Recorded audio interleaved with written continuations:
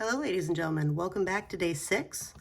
We are looking at section 4.2. This is the second video. So this is day 2 of 4.2. We're looking at the language of experiments, designing experiments, comparison, blinding, the placebo effect, random assignment, control, replication experiments, and putting it all together.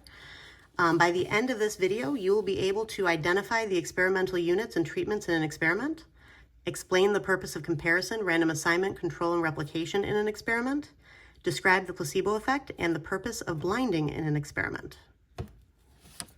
Right, so let's go ahead and get started. So 4.2 day 2, experimental design. Definitely read through pages 273 to 283. I just kind of go over the highlights here, but for a more specific rundown of this, please do read in your textbook or at least scan. So the language of experiments. It's really important that if you are going to walk the walk, that you can talk the talk. All right, so let's go ahead and define the following terms. A treatment. So a treatment is a specific condition applied to the individuals in an experiment. Now these could be people, or these could be inanimate objects, or these could be plant life. And if an experiment has several explanatory variables, a treatment is a combination of the specific levels of these variables. So if you are doing an experiment on plants and how they grow, you may want to have an explanatory variable of the amount of water. You could have a second explanatory variable of the amount of light that it receives. You could have another explanatory variable of the amount of nutrients added to the soil initially, in which case you would have a combination of water, light, and added nutrients at specific levels in combination as your treatments. Now the experimental unit or subject, an experimental unit is the object to which a treatment is randomly assigned. When the experimental units are human beings, they're often called subjects. All right, so let's go ahead and read through the malaria example here. Now this example is also in your textbook, so if you would like to see someone else going through it, you can actually watch the video for that example on the textbook's website. All right, so how can we prevent malaria? Malaria causes hundreds of thousands of deaths each year, with many of the victims being children.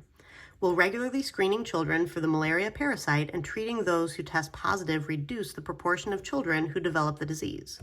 Researchers worked with children in 101 schools in Kenya, randomly assigning half of the schools to receive regular screenings and follow-up treatments, and the remaining schools to receive no regular screening. Children at all 101 schools were tested for malaria at the end of the study.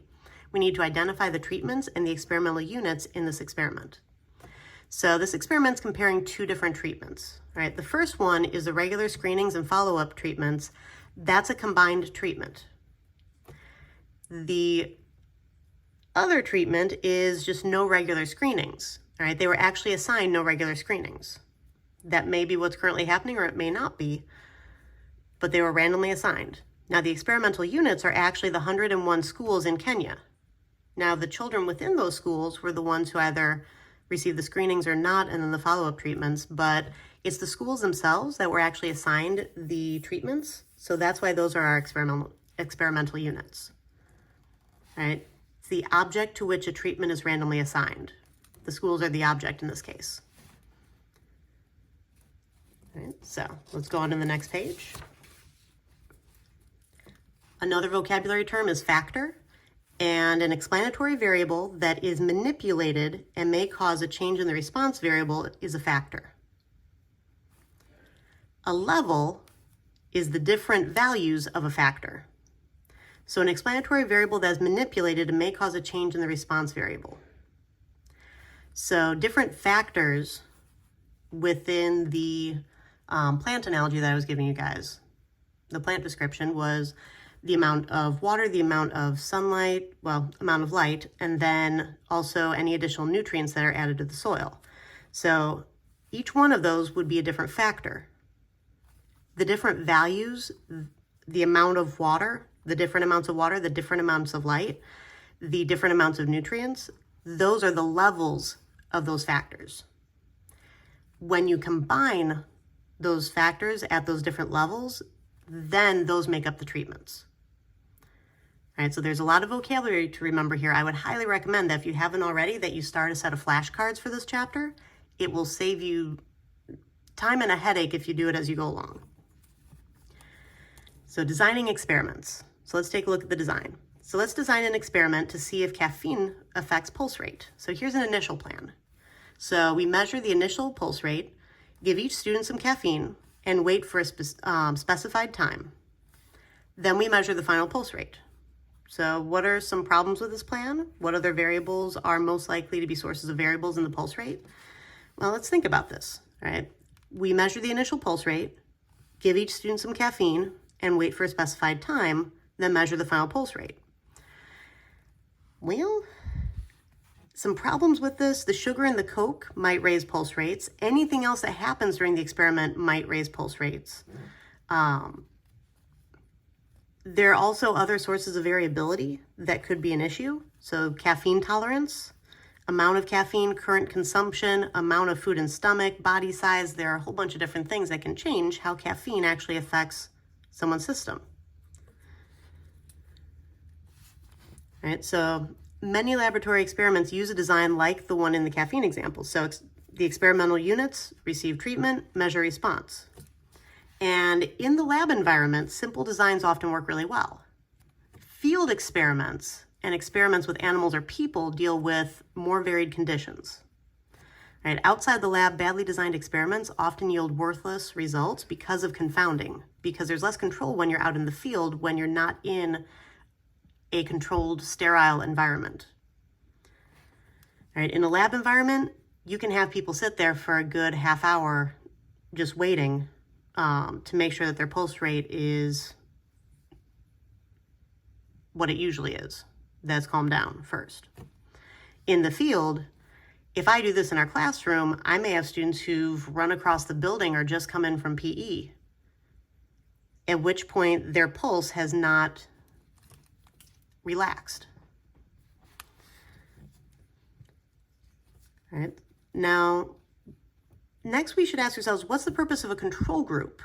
And what should the control group do in the caffeine experiment? So in an experiment, a control group provides a baseline for comparison.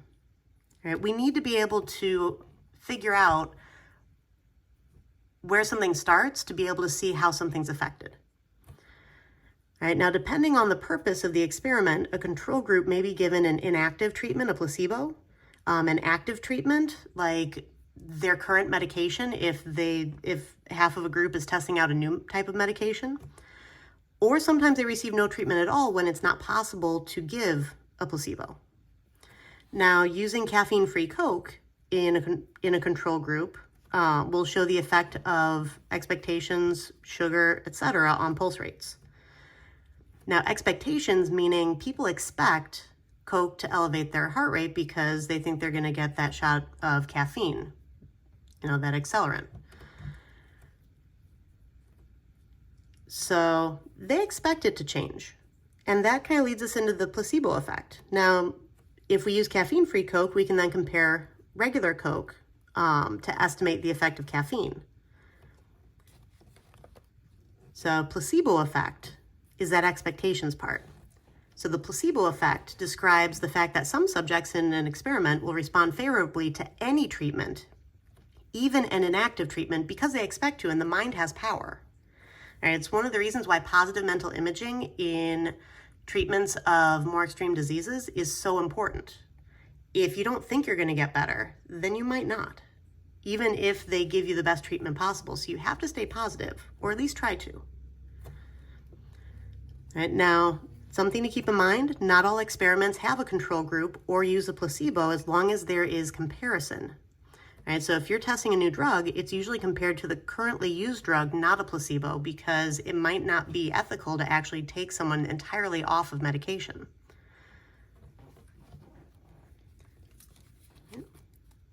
Let's take a look at the next part of this. So, as I said, there's a lot of vocabulary when you're dealing with experiments. All right, so what is a single blind experiment, a double blind experiment, and why is blindness important? What the heck does it mean to be blind? All right, so first definition, in a single blind experiment, either the subjects or the people who interact with them and measure the response variable don't know who received which treatment. So it's one or the other. Either the subjects are blinded or the people who interact with them don't know who received which treatment.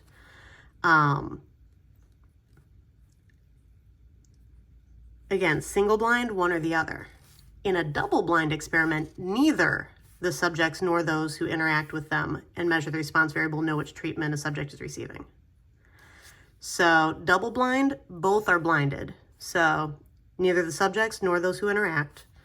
In single-blind, one of them knows, but the other does not. All right, it's kind of that neither nor, either or kind of terminology from your English classes. And why would we do this? What's the purpose? So our why is we want to avoid the placebo effect and avoid some subconscious or conscious altering of data. If we're worried that whoever is recording it has a vested interest in a new medication succeeding, well, maybe they're going to subconsciously alter the data or round a little extra just to be able to show that something's significant. If you double blind the experiment, then there are controls in place so that those who actually gather the data and those participating can't consciously or subconsciously alter the data. And so that they don't know whether they're receiving the treatment or not, so that any positive mental imaging that they could be reacting to, it happens for everyone. All right, it provides you that baseline again. Now, the purpose of random assignment, this is really important, and keep in mind the purpose of these different things, right? You will be asked, what is the purpose? All right, so the purpose of random assignment is to create groups that are roughly equivalent at the beginning of the experiment. Random assignment ensures that the effects of uncontrolled variables are balanced, in other words, spread evenly among the treatment groups. So any variables that you're not using as part of your treatments, we want those to be spread evenly, balanced. We're not going to necessarily be able to control for every single little thing. So random assignment helps us to ensure that our groups are as balanced as we can get them without subconscious bias entering into things. And so how do we randomly assign treatments to units or units to treatments? Well, we can use methods similar to those that we describe when selecting a simple random sample. Now, don't use the term simple random sample. We have different terminology. But don't forget to deal with any repeats, and I have some examples below of the most basic version of random assignment called a completely randomized design. We'll be visiting this in future lessons. All right, so in this example, a total of 20 students have agreed to participate in an experiment comparing the effects of caffeinated cola and caffeine-free cola on pulse rates. The following descriptions show how you could randomly assign 10 students to each treatment group. So if we were to use the hat method using 20 identical slips of paper, on 10 slips of paper, we could write the letter A. On the remaining 10 slips, write the letter B, shuffle the slips of paper, and hand out one slip of paper to each volunteer. Students who get an A slip receive the cola with caffeine. Students who get a B slip receive the cola without caffeine. When you're describing a method of random assignment, don't stop after creating the groups. Make sure you identify which group gets which treatment. This is really important. I identified how I was going to randomize in the process, but then I also identified what happens based on what they get. Now, if you're using technology, this would be like with a random number generator. So label each student with a different integer from 1 to 20, then randomly generate 10 different integers from 1 to 20. Notice different integers. That takes care of the no repeats part. The students with these labels receive the cola with caffeine. The remaining 10 students receive the cola without caffeine. Now, when you're using a random number generator or a table of random digits to assign the treatments, make sure that you account for the possibility of repeated numbers when describing your method. Saying 10 different integers accounts for the possibility of repeated numbers by saying that they actually need to be different. And finally, using table D or our table of random digits, label each student with a different integer from 0, 1 to 20. Notice this time I have the 0 in front of the 1 because we have to make sure that we have the same number of digits. We need to use labels of equal length. Then go to a line on table D and read 2-digit groups moving from left to right. The first 10 different, again, we want to account for the possibility of repeated numbers. So I'm saying different labels. You could also say unique labels. Between 0, 1, and 20, identify the 10 students who receive cola with caffeine. The remaining 10 students receive caffeine-free cola, and then I go further and I say ignore groups of digits from 21 to 00. You could also say from 21 to 99 and 00. So I dealt with possible repetition, and then I also dealt with the fact that when you deal with a table of random digits, you will have some pairs of digits that are not part of your labels, and we're supposed to ignore anything that's not part of our labels. All right, so these are 3 different examples of how to do the same process using different methods. Okay, let's go to the next page. So we've talked about control. What does it mean to control other variables? All right, we've talked about control group, but control itself, in an experiment, control means keeping other variables constant for all experimental units. This means holding non-treatment variables constant for each member of both treatment groups.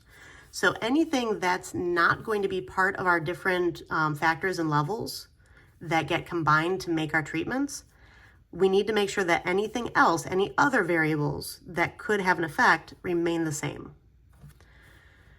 All right, so what are the benefits of controlling other variables? Well, first, to prevent confounding. All right, that's the whole reason that we're doing an experiment to begin with, is to prevent confounding. If one treatment group was given regular Coke and the other group was given caffeine-free Diet Coke, then sugar and caffeine would be confounded because one has sugar and caffeine, the other has neither. All right, so we'd have to be very careful with that. Reducing variability in the response variable is the other benefit. So if we let subjects in both groups drink any amount of soda they want, the changes in the pulse rates will be more variable. Right? That's our second graph. So if we let them have any amount of soda they want, so their caffeine amounts are definitely varied. All right, so these became far more variable. Do you see how they're much more spread out? Versus if we made sure each subject drank the same amount of soda, which goes to the first graph. Right? You can see a definite difference between the caffeine versus no caffeine in the pulse rate. We only had 3 people between both groups that had the same pulse rate. All the rest of the ones who had caffeine had a higher pulse rate. All the ones who had no caffeine had a lower pulse rate. Whereas here you have a lot of overlap because they drank different amounts of soda. And remember, the no caffeine group still had sugar. So the sugar could be increasing their pulse rate if they drank a lot of it.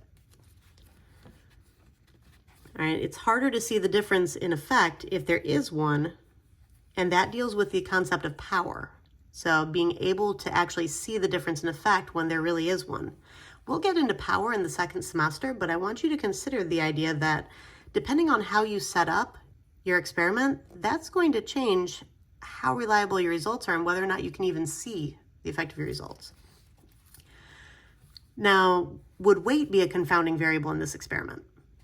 Well, no. The treatments were randomly assigned. All right, so it does add variation to the response, but no, it's not actually going to be a confounding variable in this case. Because we randomly assign the treatments, we should have roughly equivalent groups in terms of how much individuals weigh. And why would we care about weight at all? Well, weight changes how much a drug affects an individual, and caffeine is a drug. It's a legal one, but it is still a chemical that affects our body. And finally, replication. So in an experiment, replication means giving each treatment to enough experimental units so that a difference in the effects of the treatments can be distinguished from chance variation due to the random assignment. So there will be some variation due to the random assignment. That's inevitable. But if we give it to our treatments to enough experimental units, we should be able to note a difference if there is one and be able to distinguish it from just the chance assignment. Now, in statistics, replication means use enough subjects. It can also mean repeating the experiment with different subjects. This can help us kind of feel more confident applying the results of our experiment to a larger population when we repeat it over and over again and keep getting the same results. All right, but we're mainly focused on replication being using enough subjects. Now, this table right here is from your book, and it goes over the principles of experimental design and the reasons for things. So the basic principles for designing experiments, just to reiterate: comparison, use a design that compares 2 or more treatments; random assignment, use chance to assign experimental units to treatments or treatments to experimental units one way or the other. And right here it tells you the purpose. Doing so helps create roughly equivalent groups of experimental units by balancing the effects of other variables among the treatment groups. For control, we're trying to keep other variables the same for all groups, especially variables that are likely to affect the response variables. So when you're asked what is the control in an experiment, you're trying to describe how they actually accomplish this task right here. And the purpose of control is to help avoid confounding and reduce variability in the response variables. So it does two things for our experiment. Replication is giving each treatment to enough experimental units so that any differences in the effects of the treatments can be distinguished from chance differences between the groups due to our random assignment. So each principle has its own purpose. Please do study that, as well as the definitions. They will appear on your test, both from me and from the College Board. All right? Don't forget to work on your assignment. I'll see you in class.